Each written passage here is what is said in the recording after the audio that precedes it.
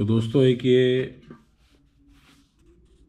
रुद्र संहिता शिव पुराण का एक और अध्याय मैं आपके सामने लेकर आया हूँ, जिसमें मैना और हिमालय के बीच, यानी मैना और हिमालय जो पार्वती मैया के पिता और माता हैं, उनकी बातचीत हो रही है। और पार्वती तथा हिमवान के स्वप्न तथा भगवान शिव से मंगल ग्रह की उत्पत्ति का प्रसंग, यानी मंगल जो ग्रह हैं उनकी उत्पत्ति हुई है भगवान शिव से ही हुई है।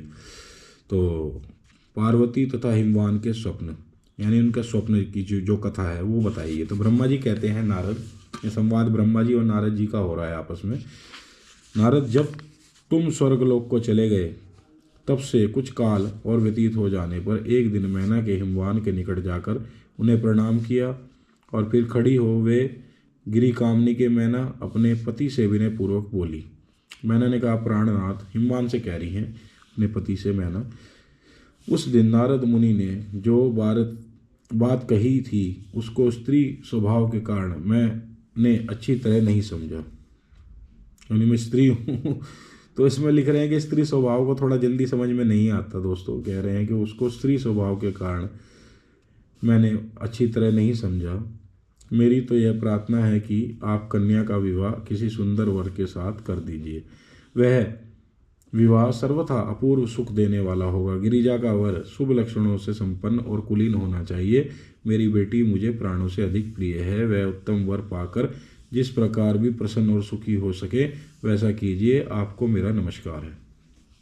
तो कह रहे हैं कि जिस प्रकार का वृत्तांत उन्होंने बताया नारद जी ने उनके बारे में, जो उनका वर होगा शिव शंकर प्रसन्न भगवान के बारे में, तो वैसा मुझे अच्छा नहीं लग रहा है। तो आप जो है किसी कुलीन, जिसका अच्छा कुल से हो, जो उससे विवाह करवाइए। ऐसा कहकर मैंने अपने पति के चरणों पर गिर पड़ी। उस समय उनके मुख पर आंसुओं की धारा बह रही थी। प्राज्ञ शिरोमणि हिमवान ने उन्हें उठाया और यथावत समझाना आरंभ किया। हिमालय बोले, देवी मेन के यह यथार्थ और तत्व की बात बताता हूँ, सुनो। ब्रह्म छोड़ो, मन की मुनि की बात कभी झूठी नहीं हो सकती। यदि बेटी पर तुम्हें स्नेह है तो उसे सादर शिक्षा दो कि वह भक्ति पूर्वक सुस्थिर चित्त से भगवान शंकर के लिए तप करे। कि जो मुनि श्रेष्ठ जो नारद हैं, उनकी बात कभी झूठी नहीं हो सकती। कि अपनी बेटी को जो है ये बोलो कि भाई वो भगवान शंकर की पूजा करें, तपस्या करें भक्ति पूर्वक, उनको सुस्थिर होकर। मेन के यदि भगवान शिव प्रसन्न होकर काली का पानी ग्रहण कर लेते हैं तो सब शुभ ही होगा। नारद जी का बताया हुआ मंगल और अशुभ नष्ट हो जाएगा। यानी कि एक जो विलक्षण था, जो उसकी जन्म कुंडली और राशि में था इनकी पार्वती मैया के, वो खत्म हो जाएगा और उनका विवाह उनके साथ में शंकर जी के साथ में हो जाएगा। शिव के समीप सारे मंगल सदा मंगल रूप हो जाते हैं। यानी कि जो शिव के करीब जाता है वो सारे मंगल उसके मंगल में कन्वर्ट हो जाते हैं, बदल जाते हैं। शिव के समीप जाने पर अमंगल सदा मंगल रूप हो जाते हैं। इसलिए तुम पुत्री को शिव की प्राप्ति के लिए तपस्या करने की शीघ्र शिक्षा दो। ब्रह्मा जी कहते हैं, नारद, हिमवान की यह बात सुनकर मैना को बड़ी प्रसन्नता हुई। तपस्या में रुचि उत्पन्न करने के लिए पुत्री को उपदेश देने में निमित्त उसके पास गई, परंतु बेटी की सुकुमार अंग पर दृष्टिपात करके मैना के मन में बड़ी व्यथा हुई। उनके दोनों नेत्रों में आंसू भर आए। फिर तो यानी कि मैना को जो है चिंता सताने लगी। गिरी प्रिया मैना ने मैं अपनी पुत्री को उपदेश देने की शक्ति नहीं रह गई। अपनी माता की उस चेष्टा को पार्वती जी शीघ्र ही ताड़ गई। तब वे सर्वज्ञ परमेश्वरी कालिका देवी माता को बारंबार आश्वासन दे तुरंत बोली। अपनी माता को जो है वो आश्वासन दे रही है। पार्वती ने कहा, माँ, तुम बड़ी समझदार हो, मेरी यह बात सुनो। आज पिछली रात्रि के समय ब्रह्म मुहूर्त में मैंने एक स्वप्न देखा। उसमें बताती हूँ माता जी। स्वप्न में एक दयालु है तपस्वी ब्राह्मण ने मुझे शिव की प्रसन्नता के लिए उत्तम तपस्या करने का प्रसन्नता पूर्वक उपदेश दिया है। नारद, यह बात मेनका ने शीघ्र अपनी पति को बुलाया और पुत्री को देखे हुए स्वप्न को पूर्णतः कह सुनाया। मेनका के मुख से पुत्री का स्वप्न सुनकर गिरिराज हिमालय बड़े प्रसन्न हुए और अपनी प्रिय पत्नी को समझाते हुए बोले। गिरिराज ने कहा, प्रिय, पिछली रात में मैंने भी एक स्वप्न देखा है। मैं आदर पूर्वक उसे बताता हूँ, तुम प्रेम पूर्वक उसे सुनो। एक बड़े उत्तम तपस्वी थे। नारद जी ने वर के जैसा लक्षण बताए थे, उन्हीं लक्षणों से युक्त शरीर को उन्होंने धारण कर रखा था, यानी कि महादेव उनके स्वप्न में आए। वे बड़ी प्रसन्नता के साथ मेरे नगर के निकट तपस्या करने के लिए आए। उन्हें देखकर मुझे बड़ा हर्ष हुआ और मैं अपनी पुत्री को साथ लेकर उनके पास गया। उस समय मुझे ज्ञात हुआ कि नारद जी के बताए हुए वर भगवान शंभु यही हैं। तब मैंने उन तपस्वी की सेवा के लिए अपनी पुत्री को उपदेश देकर उनसे भी प्रार्थना की कि वे इसकी सेवा स्वीकार करें, परंतु उस समय उन्होंने मेरी बात नहीं मानी। इतने में ही वहाँ सांख्य और वेदांत के अनुसार बहुत बड़ा विवाद छिड़ गया। निरंतर उनकी आज्ञा से मेरी बेटी वहीं रह गई और अपने हृदय में उन्हीं की कामना रखकर भक्तिपूर्वक उन्हीं की सेवा करने लगी। सुमुखी, यदि यही मेरा देखा हुआ सपना है, यानी सुमुखी यानी कि जो मेरे मुख से सुन रहा हूँ, बता रहा हूँ मैं, ये एकदम वही बात बता रहा हूँ जो मैंने अपने स्वप्न में देखी है। यही मेरा देखा हुआ सपना है जिसे मैंने तुम्हें बता दिया। अतः प्रिय, मैंने कुछ काल तक इस स्वप्न के फल की परीक्षा या प्रतीक्षा करनी चाहिए। इस समय यही उचित जान पड़ता है, तुम निश्चित समझो, यही मेरा विचार है। ब्रह्मा जी कहते हैं, मुनीश्वर नारद ऐसा कहकर गिरिराज हिमवान और मेन का शुद्ध हृदय से उस स्वप्न की फल की परीक्षा और प्रतीक्षा करने लगे। देवर्षुरे शिव भक्त शिरोमणि भगवान शंकर का यश परम शिव, देवेश्वरे शिव भक्त शिरोमणि भगवान शंकर, यानी कि दोस्तों यहाँ पर देखो एक बात का बिल्कुल क्लियर मैं आपको बता दूं कि जो शिव है वो ही सदाशिव है, यानी कि वो ब्रह्म है। और जब वो साकार रूप लेकर इस धरती पर कैलाश नामक स्थान पर पर्वत पर रहते हैं तो उस रूप को शंकर बता दिया गया है, जिसको रुद्र भी कहा है दोस्तों। तो शिव भक्त हैं वो, हमेशा जब ध्यान मग्न रहते हैं तो उन्होंने बता दिया है शिव पुराण में कि जब वो ध्यान मग्न रहते हैं तो वो ब्रह्म के मतलब यानी कि सदाशिव, जो ब्रह्म है सदाशिव है निराकार, उनकी ही पूजा, उनके ही ध्यान में मग्न रहते हैं।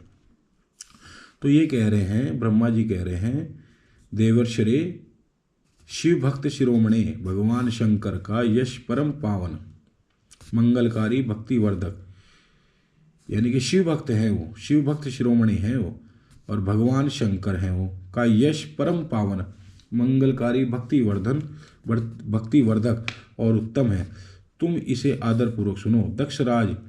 दक्ष यज्ञ से अपने निवास स्थान कैलाश पर्वत, अब देखो कैलाश पर्वत बता दिया इन्होंने इनका निवास स्थान पर आकर भगवान शंभु प्रिया विरह से कातर हो गए और प्राणों से भी अधिक प्यारी सती देवी का हृदय से चिंतन करने लगे। अपने पार्षदों को बुलाकर सती के लिए शोक करते हुए उन्हें प्रेम वर्धक गुणों का अत्यंत प्रीतिपूर्वक वर्णन करने लगे। यह सब उन्होंने सांसारिक गति को दिखाने के लिए किया, यानी कि संसार में रहकर जिस प्रकार से ईश्वर भी हम मनुष्यों की भांति ही जो है मतलब रिएक्ट करते हैं, हम मनुष्यों की तरह ही जो है वो बिहेव करते हैं। तो इन्होंने इसमें लिखा कि सब अपने जो गणों को बुलाकर अत्यंत प्रीतिपूर्वक वर्णन करने लगे। शोक करते हुए उन्होंने प्रेम वर्धक गुणों का अत्यंत प्रिय, यानी कि अपनी सती के गुणों के बारे में बताने लगे।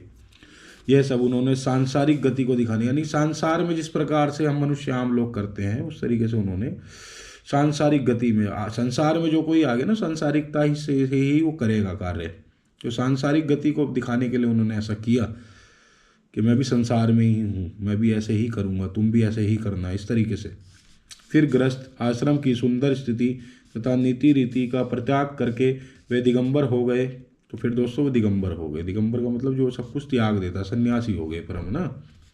और सब लोगों में उन्मत्त की भांति भ्रमण करने लगे, सब लोगों में घूमने लगे ऐसे ही, मतलब उन्मत्त यानी कि बिना किसी ध्यान के, बिना किसी मतलब काम के। लीला कुशल होने के कारण विरही का अवस्था का प्रदर्शन करने लगे।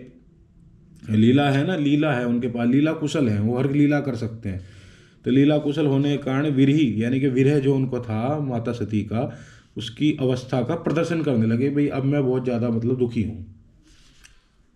सती के विरह से दुखित हो कहीं भी उनका दर्शन ना पाकर भक्त कल्याणकारी भगवान शंकर पुनः, जब उन्हें कहीं नहीं मिली कि सती, तो भगवान शंकर पुनः कैलाशगिरी पर्वत पर लौट आए और मन को यत्न पूर्वक एकाग्र करके उन्होंने समाधि लगा ली, जो समस्त दुखों का नाश करने वाली है। यानी कि समाधि में जब दोस्तों सबको कोई आ जाता है तो उसका सारी चिंताएं वो मुक्त हो जाता है, समस्त दुखों का नाश हो जाता है। समाधि में अविनाशी स्वरूप का दर्शन करने लगे। अविनाशी स्वरूप का, जो अविनाशी स्वरूप है, जो कौन है, जो सदाशिव है, उनके जो है स्वरूप का दर्शन करने लगे। इस समय तीनों गुणों से रहित हो गए भगवान शिव चीरकाल तक सुस्थिर भाव से समाधि लगाए। अब देखो यहाँ पे शिव भी कह दिया उनको, शंकर को ही शिव कह दिया, क्योंकि नाम का दोस्तों कभी भी नाम में कन्फ्यूजन नहीं रखना आपने। जो शिव है वो ही सदाशिव हैं, वो ही भगवान शंकर हैं, वो ही महादेव हैं, वो ही शंभु हैं, वो ही रुद्र हैं और वो ही महेश्वर हैं। वे प्रभु स्वयं ही माया के अधिपति निर्विकार पार ब्रह्म है, कह दिया इन्होंने। वे प्रभु स्वयं ही किस कौन है, शंकर जो कैलाश पर रहते हैं। इस तरह तीनों गुणों से रहित वे भगवान शिव चीरकाल तक सुस्थिर भाव से समाधि लगाए बैठे रहे। वे प्रभु स्वयं ही माया के अधिपति निर्विकार पार ब्रह्म है। तदनंतर जब असंख्य वर्ष व्यतीत हो गए तब उन्होंने समाधि छोड़ी। ठीक है, वो कह रहे माया के अधिपति निर्विकार पार ब्रह्म है, यानी कि वही जो महादेव हैं, जो कैलाश वाले हैं, वो ही सदाशिव हैं और सदाशिव ही महादेव हैं। कैलाश यानी शंकर ही शिव है, शिव ही शंकर है। ठीक है, और वो परब्रह्म है, निर्विकार परब्रह्म है, इन्होंने कह दिया। ठीक है, तदनंतर जब असंख्य वर्ष व्यतीत हो गए तब उन्होंने समाधि छोड़ी। जब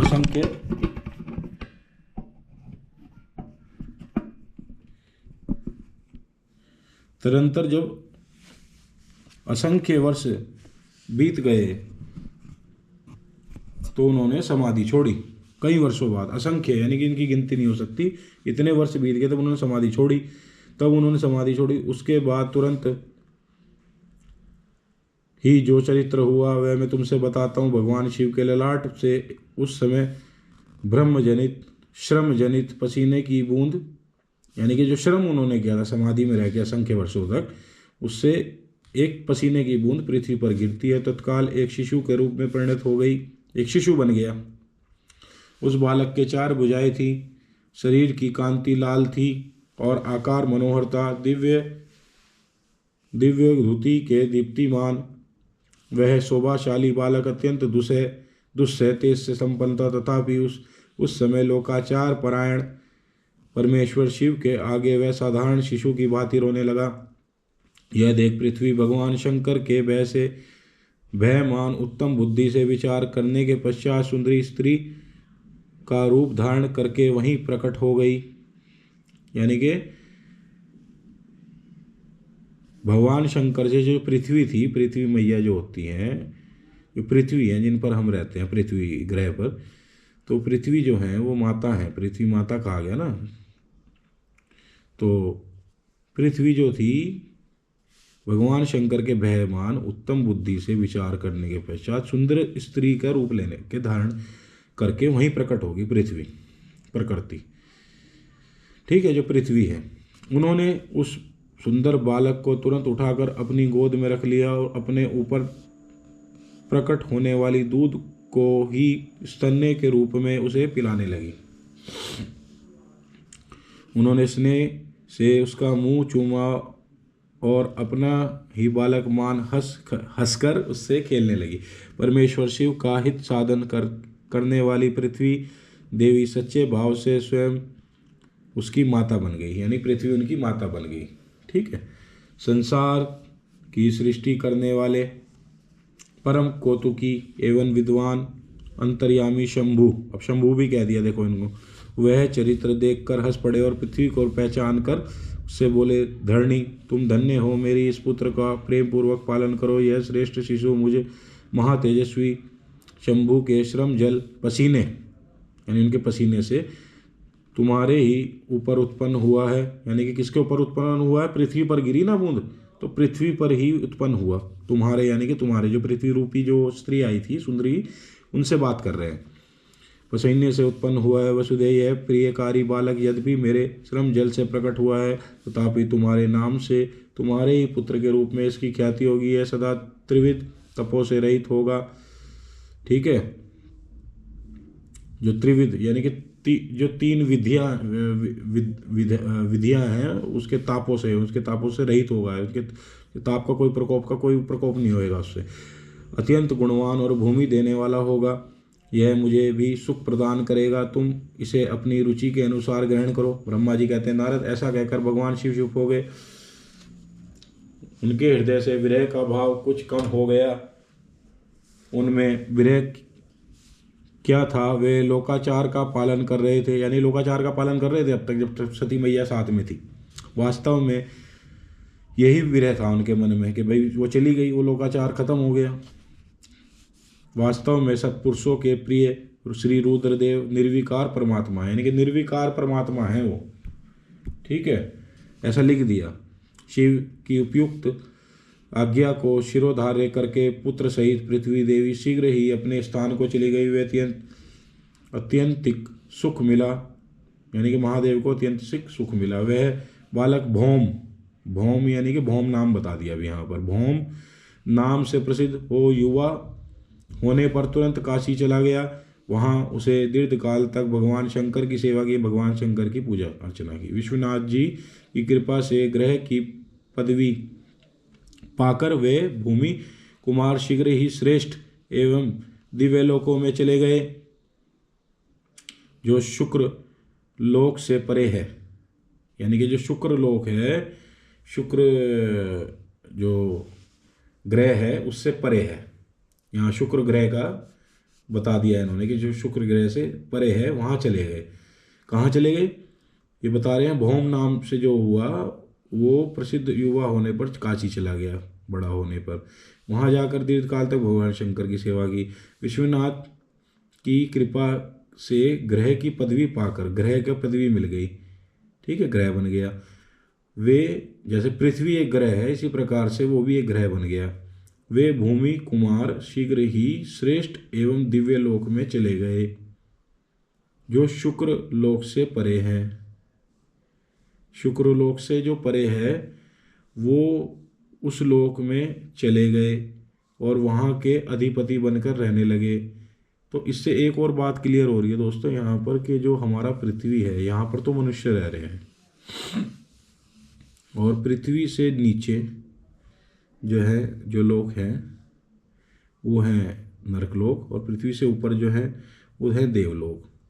यानी नीचे दैत्य लोक हैं और ऊपर जो है देवलोक है। और वो देवलोक कौन है? वो देवलोक यही है दोस्तों। ये शुक्र लोक के बारे में बता दिया, क्योंकि पृथ्वी पर तो कैलाश है और कैलाश पर ही महादेव जब उसमें थे, उसमें क्या नाम अपने पार ब्रह्म की जब वो उपासना कर रहे थे, तब जब उनका जब श्रम से जब उनका जो बूंद गिरी, श्रम जल जब प्रकट हुआ तो उससे जो एक लड़का उत्पन्न हुआ उसको पृथ्वी को दे दिया। पृथ्वी कौन है? पृथ्वी ग्रह है।